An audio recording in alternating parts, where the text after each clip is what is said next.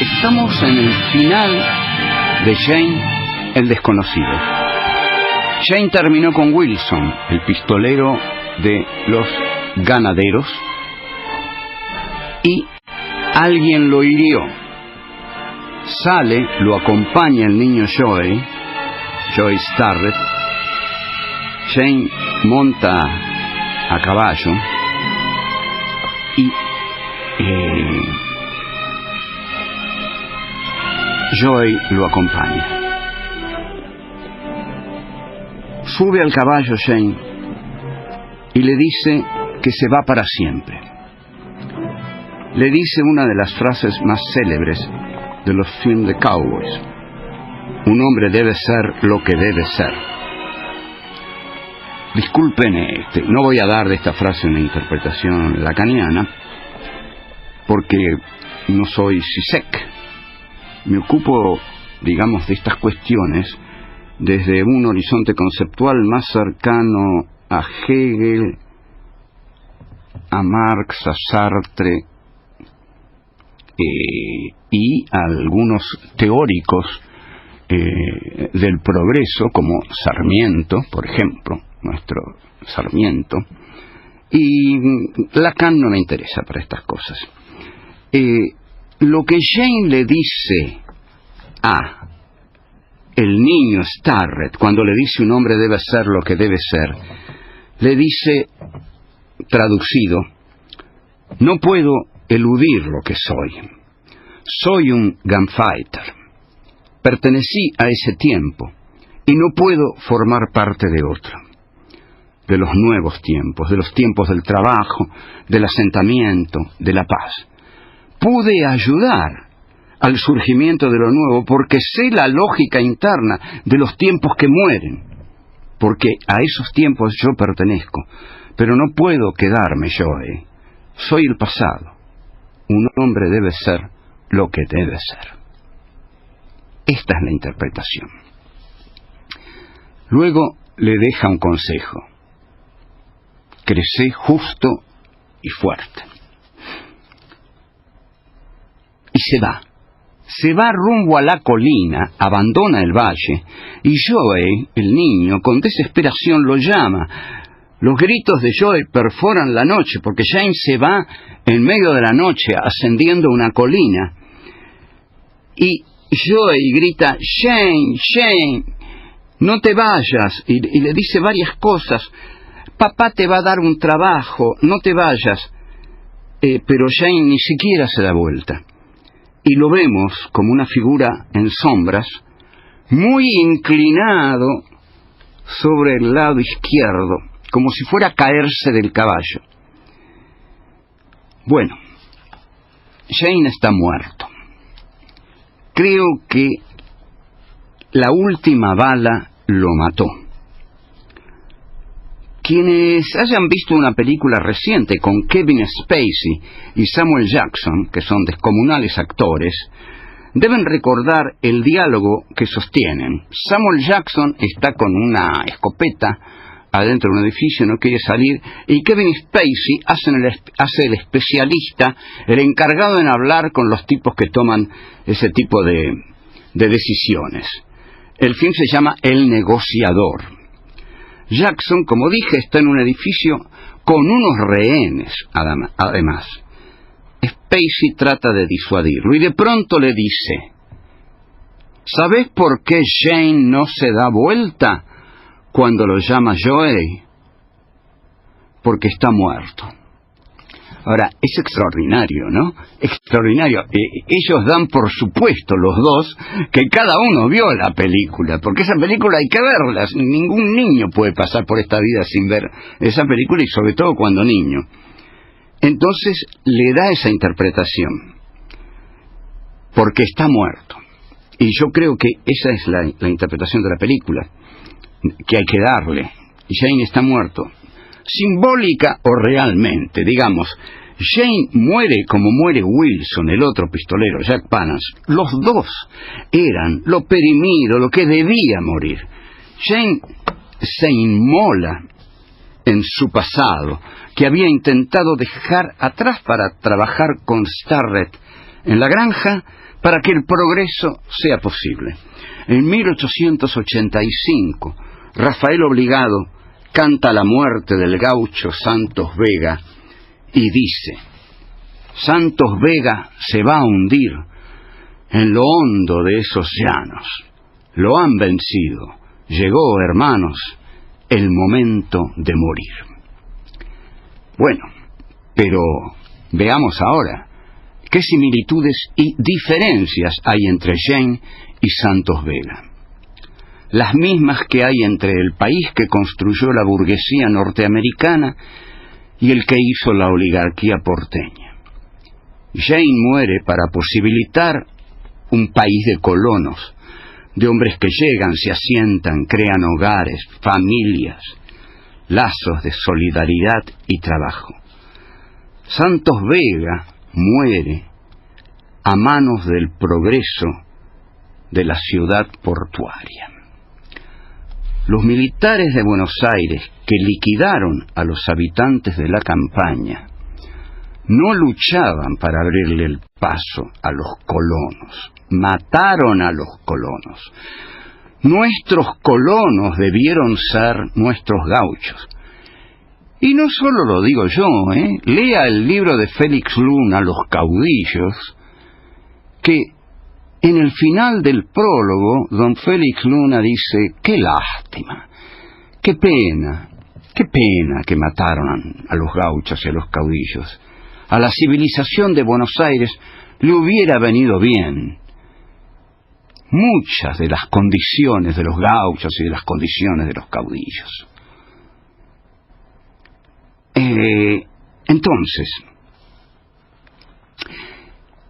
la posibilidad de la colonización de las provincias de Buenos Aires estaba en los gauchos, pero los gauchos eran tan maltratados por los de Buenos Aires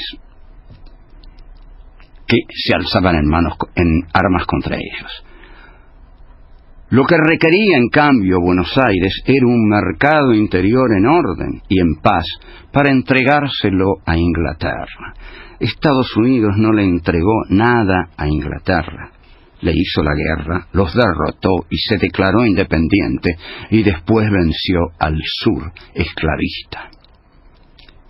Esa fue una revolución total, capitalista, por supuesto.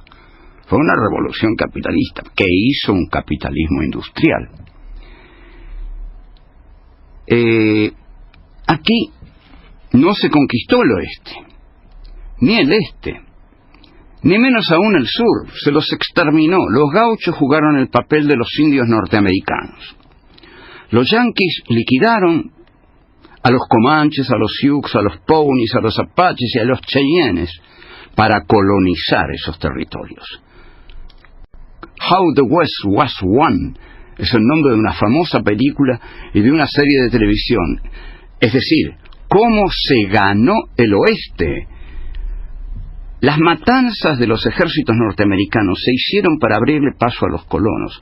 Aquí, las matanzas de los ejércitos porteños, la guerra de policía de Mitre después de Pavón, o los genocidios de Rosas y Roca en el desierto, se hicieron para concentrar la tierra en manos de la oligarquía.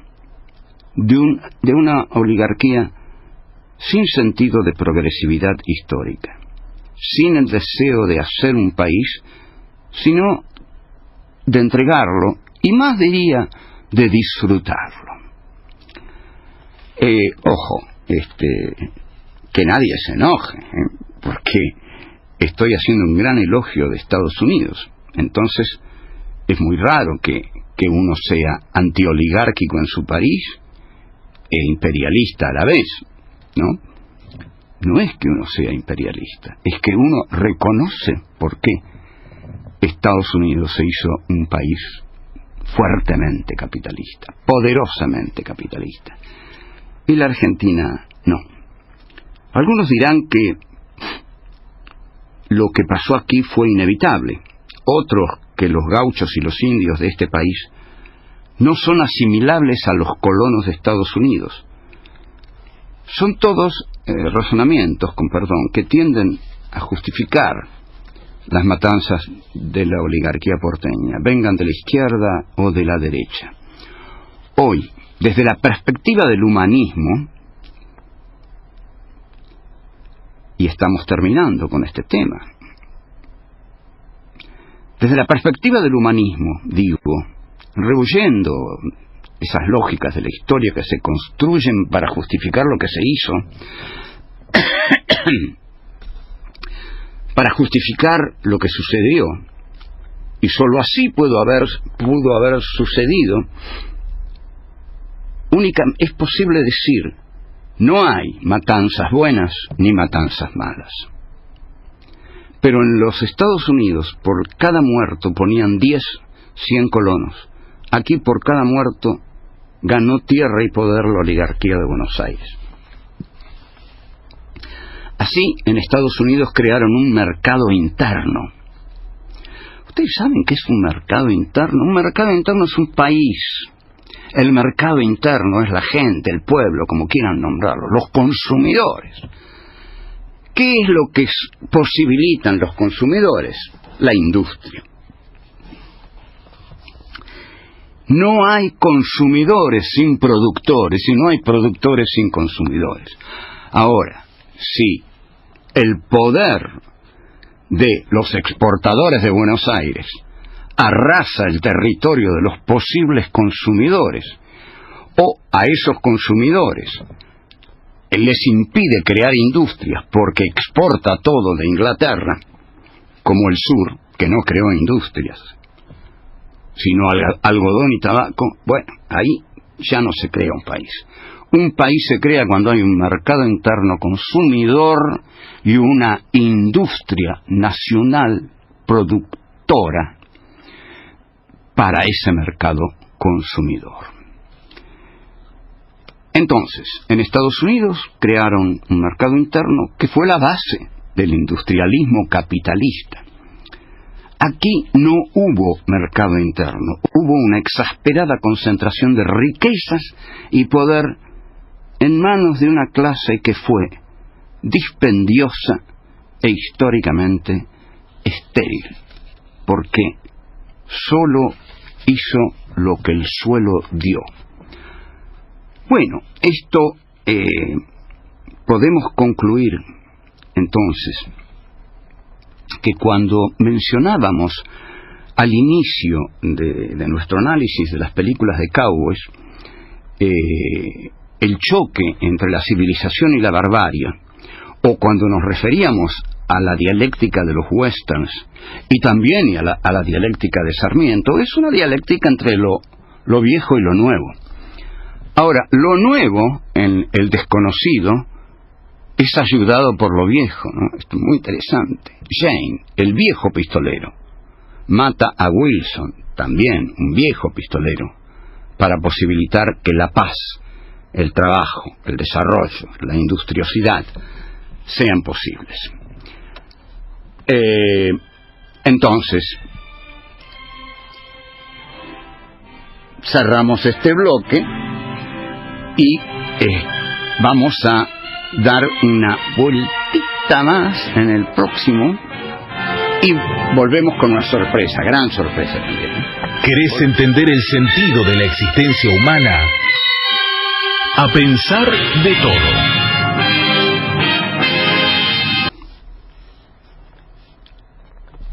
Habíamos quedado en una frase: el miedo es un lujo. Y el cuento, sus dos deberes, continúa así. Al atardecer regresó la partida. Traían un prisionero. ¿Era este solo?, preguntó el sheriff Parker. No, dijo el coronel con un vozarrón que agitó su enorme bigote. Había otros 3. Linchamos a esos miserables. Colgamos a cada uno de un árbol distinto. Usted lo sabe, sheriff. Los árboles de esta región son altos y fuertes, ideales para colgar cuatreros. El juez Nolan estaba pálido. Respiraba con dificultad Era como si hubiera recibido la peor noticia de su vida. Y probablemente así fuera. El joven al que, en apariencia, habían perdonado, tenía las manos atadas a la espalda y la cara ensangrentada. Y a dijo el sheriff, señalando al joven, ¿por qué lo perdonaron?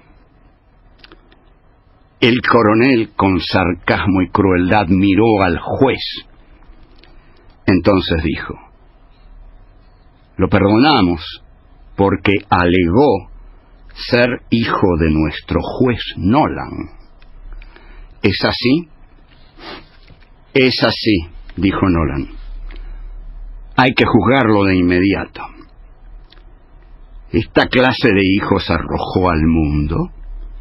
Insidioso y provocador el coronel. Eso no es asunto suyo, contesta el juez. Usted también tendrá hijos que andarán por ahí, viviendo una vida azarosa, sin decirle nada. Mis hijos murieron en la guerra, dice el coronel confederado. Murieron peleando contra los apestosos norteños. Murieron como patriotas del sur.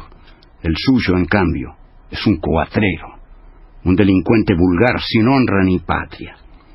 Se dirigió a los otros y preguntó, ¿quién juzgará a este malviviente? Me llamo Patrick Nolan, gritó el joven. De acuerdo, admitió con una sonrisa juguetona el coronel. ¿Quién juzgará a Patrick Nolan? ¿Su padre? ¿Pondremos en manos de un padre irresponsable la suerte de su hijo? Claro que sí, dijo Nolan con firmeza. Antes que padre, soy el juez de este pueblo. Soy la justicia, y lo voy a juzgar con la severidad que merece, sea o no mi hijo. Lo es. Peor para él, respondió Nolan. A la severidad del juez sumaré la del padre. Mañana, al mediodía, lo juzgaremos. Esta noche sería un juicio apresurado. No hay justicia al calor del odio. Otra frase para sacar. El miedo es un lujo y no hay justicia al calor del odio. Todos necesitan serenarse. Esta noche la pasará en la cárcel. Y guay del que se acerque a él. Sheriff Parker, ponga entre rejas al prisionero. Alguien, sin embargo, visitó al prisionero durante la noche. El sheriff Parker lo vio entrar, no dijo palabra alguna y siguió durmiendo. El juez Nolan abrió la puerta de la celda de su hijo, acercó una silla y así, cerca de él, le clavó la más dura de sus miradas. Pese a ello, el joven Patrick no se amedrentó, no bajó sus ojos, y nada en él denunció arrepentimiento o vergüenza. Parecía muy seguro de sí y de sus actos.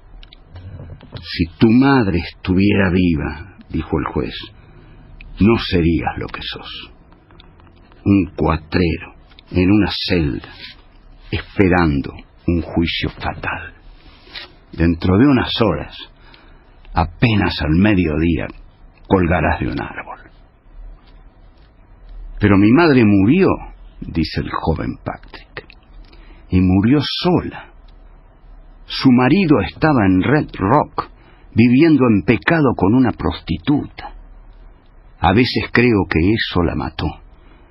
Y si fue eso, la mataste vos, padre. Pegás duro, Patrick. Soy entonces el culpable de todo, de la muerte de tu madre y de tu vida de bandolero. Algo así, le dice Patrick. Me arrepiento de mi aventura en Red Rock. Todo hombre alguna vez es presa de los ardores de su cuerpo. Janet Madigan era hermosa y me hundió en la indignidad. Decís bien, padre, decís bien. Era hermosa, ya no lo es. Hace un año subí hasta su habitación en la taberna. Acordamos la suma que habría de pagarle por sus servicios. Se cotizaba alto. Me acosté con ella para comprobar el poder de su arte en el amor. No me pareció suficiente, no como para abandonar a una mujer magnífica, como era mi madre, tu esposa. Le pegué 3 tiros y me fui. Le dejé el dinero. Tal vez sirviera para que la enterraran dignamente. No puedo decir que se lo había ganado, porque no había sido así. Era una puta mediocre que extravió a un juez. ¿Qué acaso quisiera eso, extraviarse? Sé que subiste ebrio a su pieza. Sí, admite el juez Nolan. Quería acabar con todo, hundirme en la ignominia. Fue una época sombría. Me repuse, volví a tomar el control de mis actos, volví a Black Rock y recuperé mi honesto trabajo de juez. Pero no a tu esposa, dice Patrick, no a mi madre. Murió de tristeza, dice el juez. No mientas. Se suicidó. Murió de tristeza, sí, pero por mano propia. Hecho, dice el juez, que el sheriff Parker ocultó piadosamente. ¿Cómo podés vivir con esa carga, padre? Y vos, ¿cómo podés vivir con tus crímenes, con tus robos, con el asesinato de Janet Madigan? Puedo. Bueno, yo también. Estamos hechos de la misma madera. Buena o mala, es la nuestra. Es tarde para renunciar a ella. Tenés que salvarme mañana, le dice Patrick. A eso vine, dice el juez. Escúchame con atención. No te pierdas una de mis palabras. Sigan escuchando este cuento. No se pierdan una de las próximas palabras. ¿Qué pasará aquí? ¿Qué hará el juez Nolan? ¿Condenará a su hijo? Aquí parece que vino a salvarlo. Miren la historia terrible que tienen detrás. Caramba, la madre de Patrick Nolan se suicidó de tristeza porque el juez Nolan la engañaba con Janet Madigan. Patrick mató a Janet Madigan y ahora el juez tiene que juzgar a Patrick por cuatrero. Buah, volvemos. ¿Apocalípticos o integrados? Vos, ¿de qué lado estás? A pensar de todo.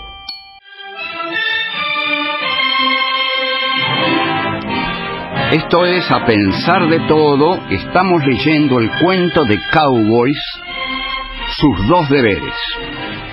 El juez Nolan acaba de visitar a su hijo Patrick durante la madrugada en la cárcel. Y su hijo Patrick le dice, tenés que salvarme mañana. Y el padre le dice, a eso vine. Escúchame con atención, no te pierdas una de mis palabras. Seguimos. A la mañana siguiente se llevó a cabo el juicio. El coronel ofició de fiscal. Nadie aceptó defender al acusado, tal como había prometido. Con extrema severidad, el juez Nolan preguntó a Patrick, ¿cómo se declara el acusado? ¿Inocente o culpable? Inocente. Nada dejó de suceder en la sala. Gritos, insultos, puños amenazantes y vengativos en lo alto. Damas que se desmayaban aparatosamente o fingían hacerlo. Por fin, todos los gritos se unieron en un solo grito. ¡Miente, miente! No le fue difícil al héroe de la Confederación demostrar la culpabilidad del joven Patrick Nolan. Toda la sala aclamó sus palabras. El juez dijo al acusado, las acusaciones en su contra son contundentes. Sin embargo, es mi deber ofrecerle la posibilidad de responderlas. Me niego, dice el joven Patrick. ¿No va a ofrecer una mínima apelación?, pregunta el juez. Es su derecho y también su deber. El juicio no podrá cerrarse sin que escuchemos su palabra. Este juicio se cerró antes de iniciarse, dice el joven Patrick. A nadie le interesa mi palabra. El fiscal es un fanático y los asistentes a este juicio, una turba que solo quiere verme colgar de un árbol. Otra vez los gritos y los puños amenazantes del auditorio. El juez hizo acallar a todos con 3 golpes de su martillo. Esos golpes eran la voz de la ley. Todos lo entendieron así. El juez Nolan dijo: el detenido dijo que eran ustedes una turba. Si no quieren tornar verdaderas sus palabras, no actúen como tal. El veredicto último me corresponde. Miró a Patrick Nolan. Señor Nolan, dado que se niega usted a defenderse, me considero suficientemente informado como para dictar sentencia. Póngase de pie. El joven Nolan se irguió y solo miró al juez, ignorando ostensiblemente a quienes llenaban la sala.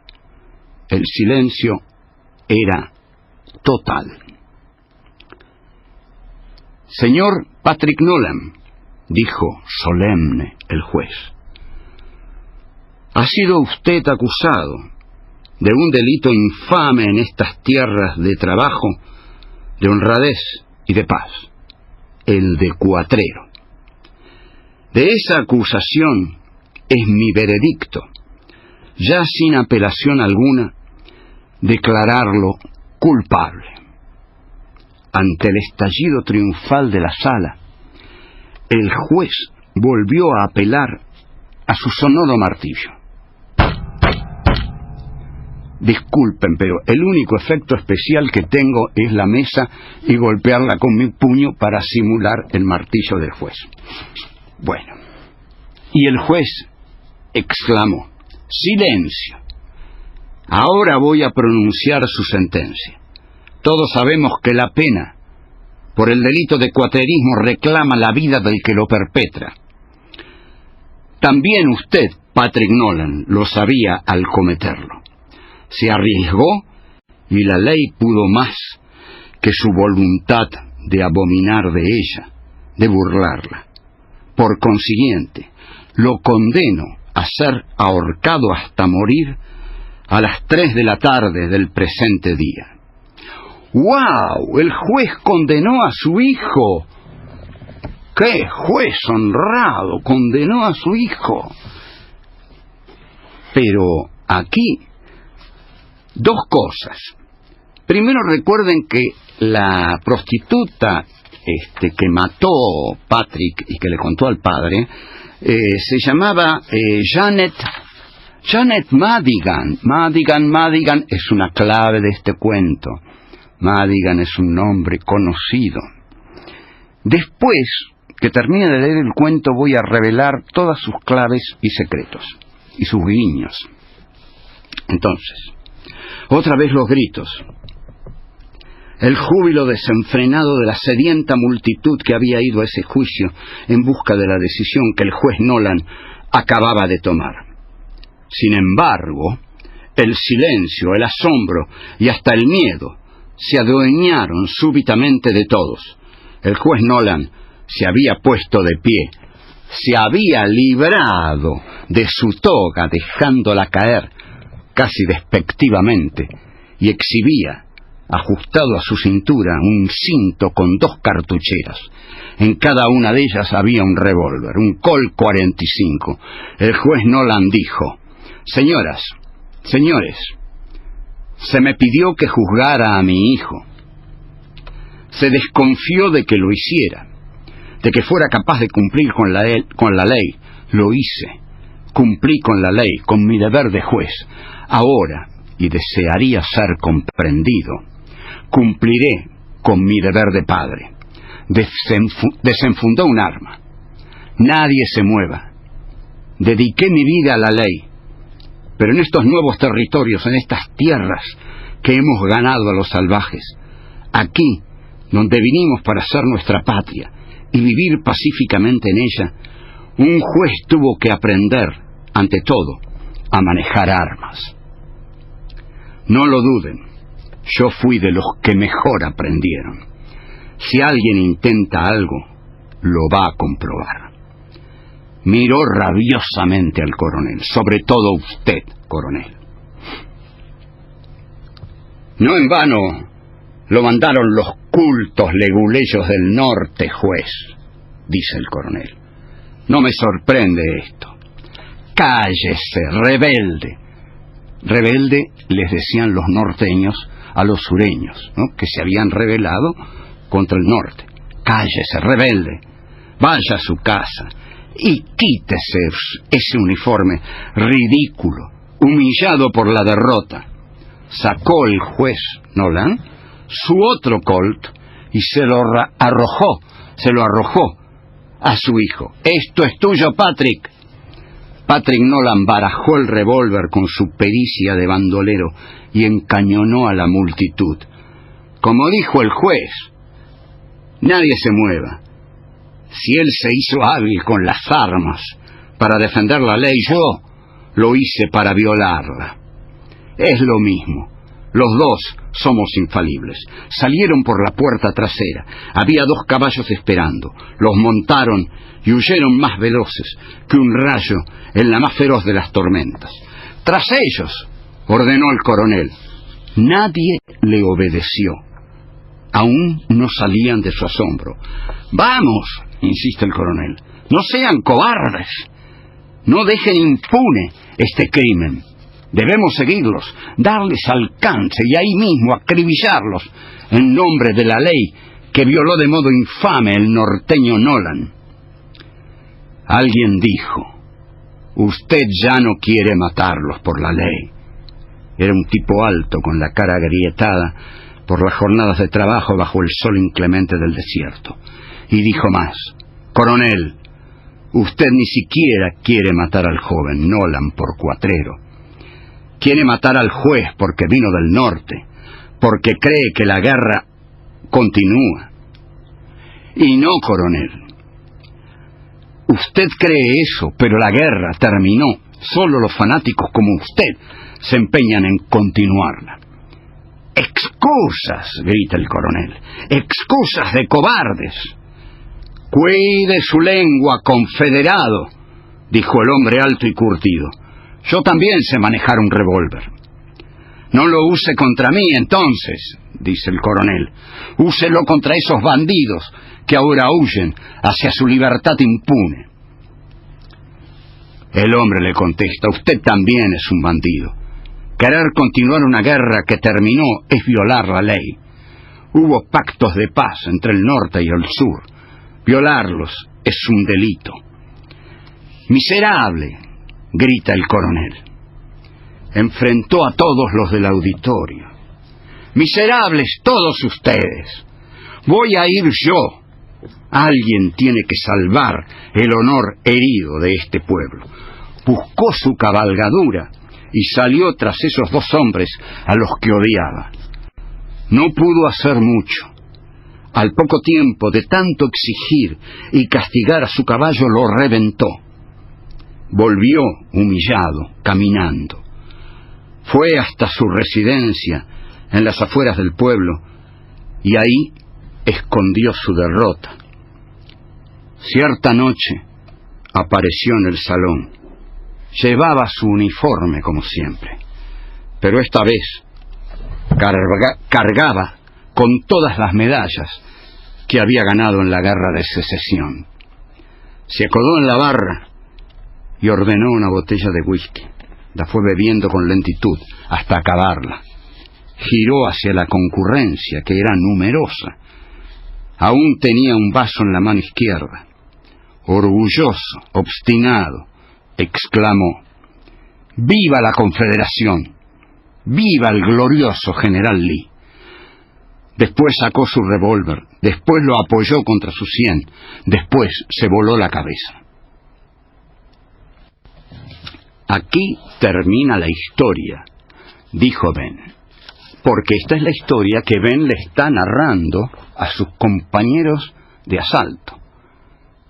¿Recuerdan eso? Entonces, esta historia termina aquí, la que narró Ben, pero la de Ben y sus compañeros de asalto continúa. Y nosotros nos vamos y continuamos mañana. Mire qué bien. Chao.